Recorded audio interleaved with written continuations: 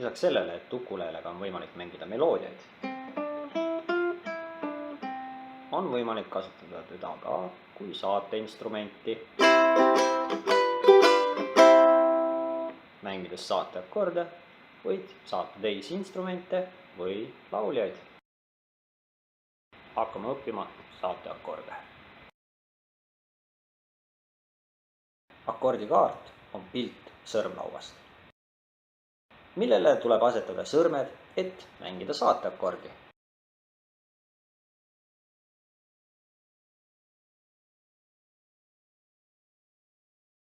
Akord C.